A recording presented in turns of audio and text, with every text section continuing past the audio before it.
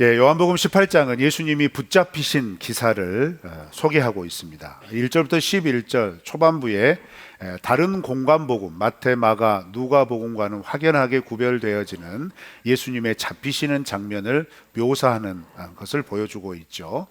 그리고 이 모습을 통하여서 예수님께서는 어떻게 이 세상을 구원하실, 그리고 이 세상을 완전하게 통치하실 왕으로 세워지는 걸음을 걸어가셨는가에 대하여서 보여주게 됩니다.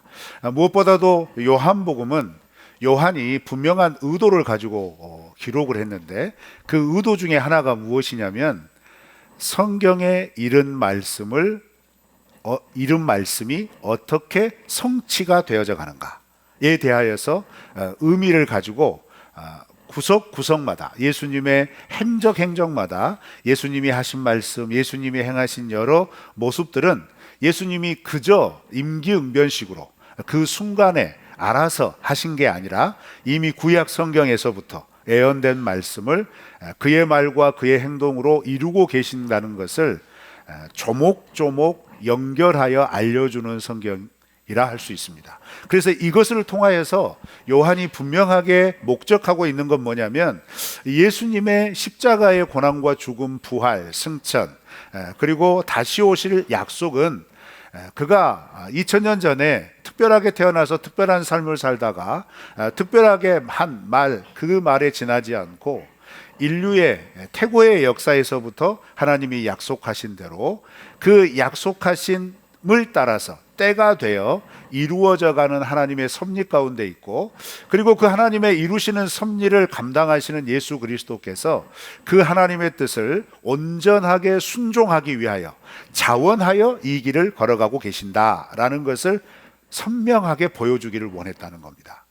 그래서 사실 다른 복음서 마태나 마가나 누가는 예수님이 붙잡히시기 직전의 상황에 예수님의 고뇌에 초점을 맞췄지만, 요한복음은 그 예수님의 십자가의 고난이 시작되기 직전에 그렇게 고민하고 두려워하고 그런 모습의 표현보다는 스스로 받아들이시고 그것을 앞장서서 행하시기 위하여 나아가시는 모습에 더 초점을 두고 묘사를 하고 있다는 겁니다. 오늘 본문 말씀에서도 그런 모습들이 잘 발견이 되고 있죠. 자, 먼저 어디에서 발견이 되냐면 우리 1절 말씀을 다 같이 읽어볼까요? 시작. 예수께서 이 말씀을 하시고 제자들과 함께 기드론 시내 건너편으로 나가시니 그곳에 동산이 있는데 제자들과 함께 들어가시니라. 여러분, 이 표현이 그냥 표현인 것 같지만 사실 그러지 않습니다. 다른 복음서에서는 예수님이 이 마지막 유월절 식사를 하시고 제자들과 함께 가신 곳은 겟세마네 동산이다, 혹은 감람산이다 라고 하는 지명을 분명하게 밝혀요. 그런데 요한복음은 그 지명보다는 동산까지, 겟세마네 동산까지 나아가는 과정에서 사실 이 표현을 안 써도 되는데 이 표현을 씁니다. 기드론 시내 건너편으로 건너가셨다, 이 표현을 써요. 그리고 또 그곳에 동산이 있었다, 이렇게 언급을 합니다. 이것은 쉽게 지나칠 수도 있지만 의미를 가지고 있어요. 사무엘하 15장에 보면 다윗이 아들 압살롬이 반란을 일으켰을 때 그가 예루살렘 성을 버리고 어디를 통하여서 도피를 하게 되냐면 이 기드론 골짜기를 건너서 유대 광야로 도피를 합니다. 그러면 이 말씀하고 어떻게 연결이 될까요?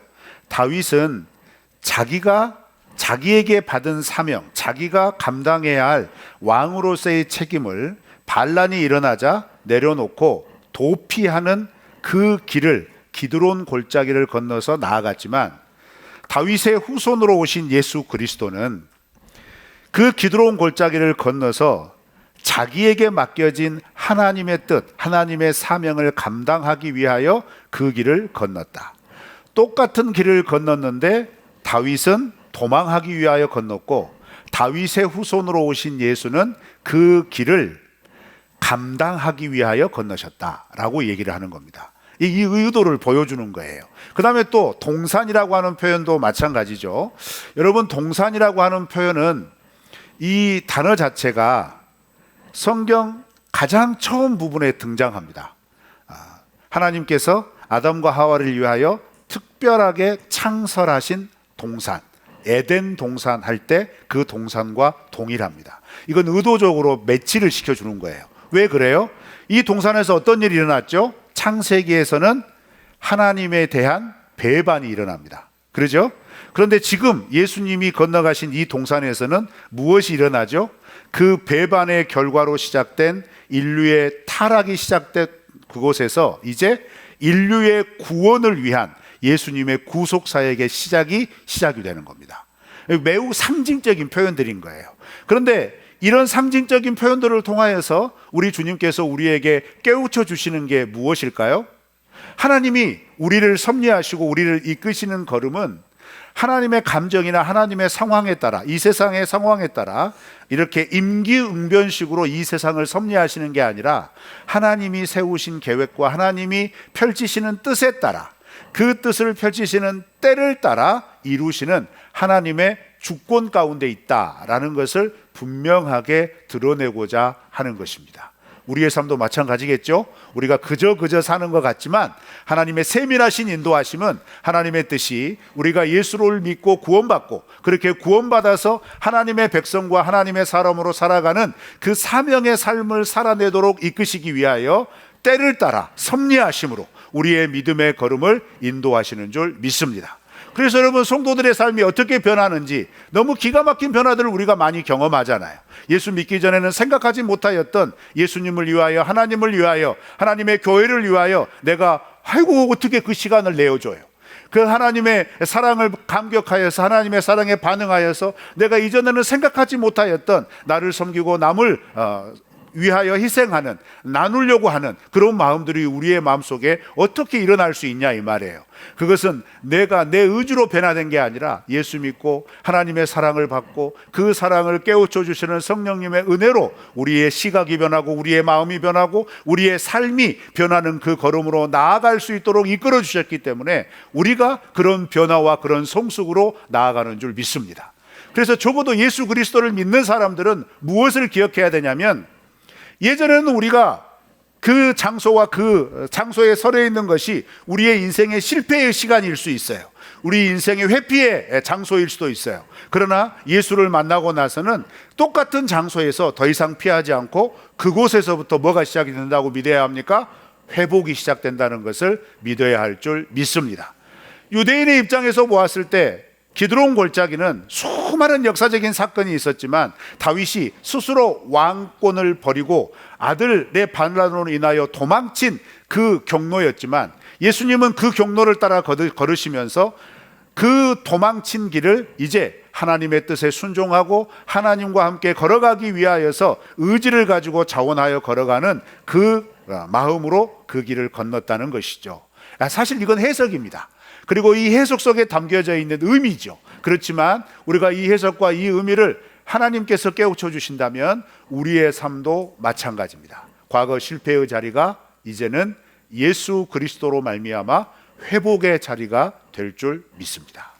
그 은혜로 우리가 살아가고 있음을 확신하시기를 바랍니다. 자, 그 다음에 오늘 말씀에는 또 이런 표현이 나와요. 3절 한번 읽어볼까요? 시작. 유다가 군대와 대제사장들과 바리새인들에게서 얻은 아랫사람들을 데리고 등과 횃불과 무기를 가지고 그리로 놓는지라. 여러분, 6월절은 그 시기가 어떤 시기인지는 잘 우리가 모릅니다. 유대인이 아니기 때문에. 그렇지만 이제 새해를 시작하는 첫날이기 때문에 당연히 아직은 달빛이 그렇게 환하지는 않습니다.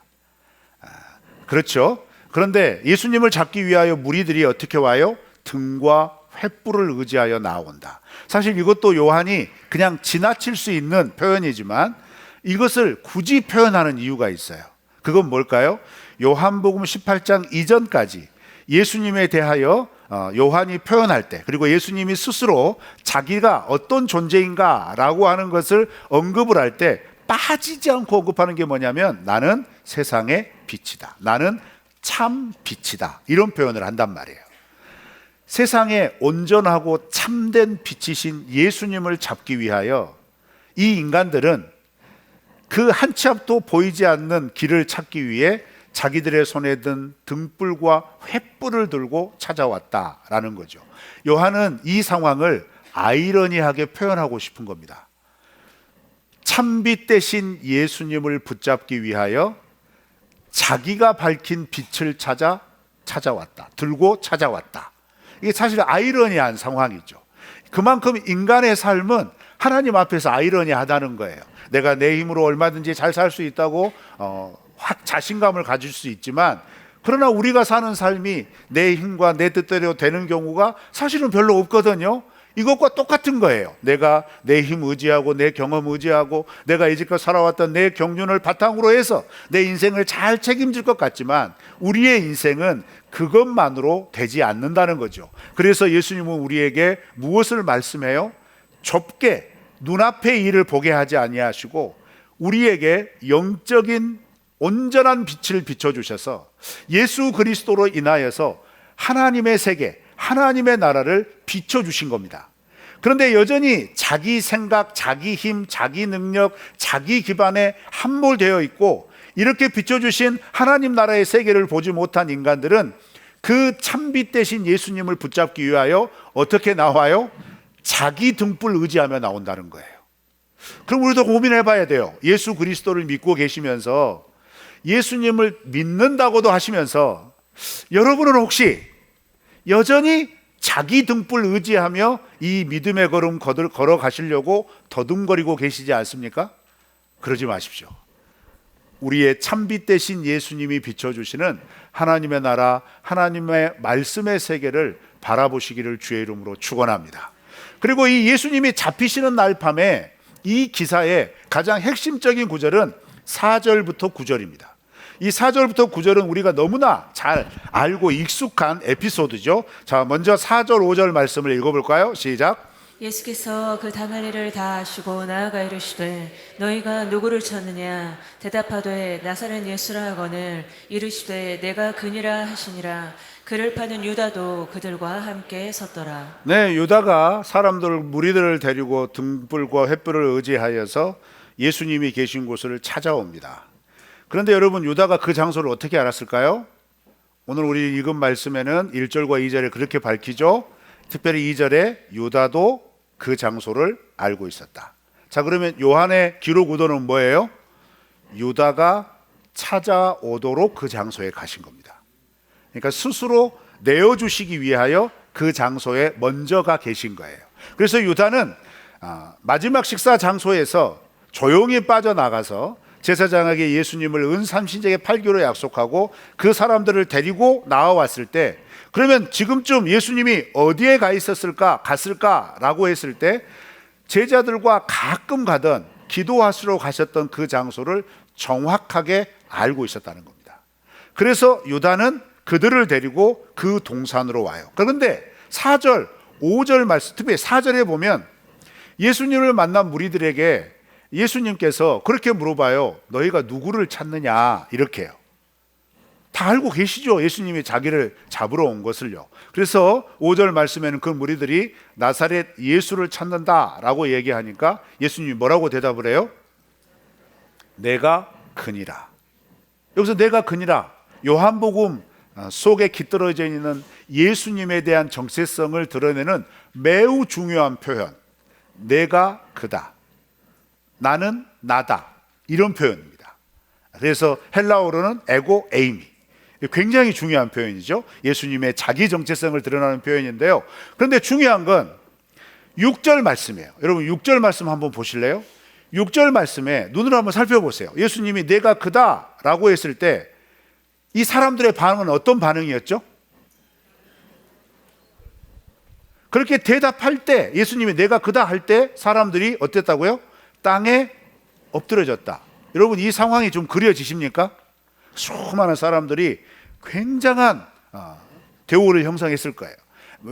그 무리들이 와가지고 예수님 한 사람 잡기 위해서 쭉 왔는데, 예수님이 너희가 누구를 찾느냐 물어봤을 때 나사렛 예수 찾는다라고 할 때 예수님이 내가 그다라고 하는 순간에 그 참 이 설명하기 어려운 그 말 한마디에 모든 사람들이 뒤로 물러나며, 여기서 물러나다라고 하는 표현은 뭐냐면 비틀거리며 라고 해도 무방합니다.